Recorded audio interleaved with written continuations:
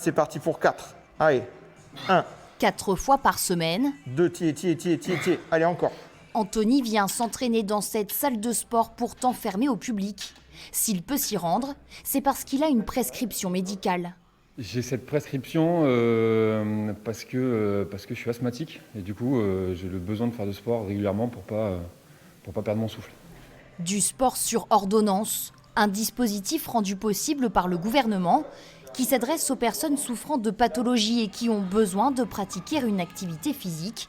Depuis un mois, ce coach accueille ainsi une quinzaine d'adhérents. Nous, ça nous permet d'avoir une petite activité en tant que coach, d'exercer notre métier et puis de tenir le coup aussi mentalement et psychologiquement parce que c'est pas évident. C'est pas évident pour les adhérents, mais c'est pas évident pour les professionnels aussi.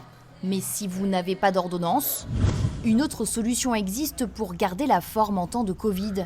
3. Solliciter un entraîneur personnel. J'inspire, je souffle. 2 mois qu'Anaïs a opté pour cette formule. Je fais appel à Dylan pour du renforcement musculaire. Je le vois maintenant 2 fois par semaine, une fois toute seule et une fois avec 2 autres amis. Donc voilà, ça permet de garder un rythme en attendant que les salles réouvrent.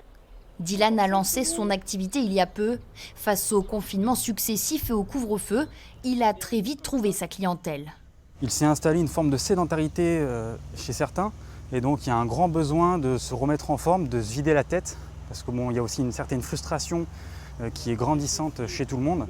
Remède à la morosité ambiante, l'activité physique est en tout cas en baisse en France. D'après une récente étude publiée par le ministère des Sports, 38% des Français ont réduit leur pratique sportive pendant le premier confinement.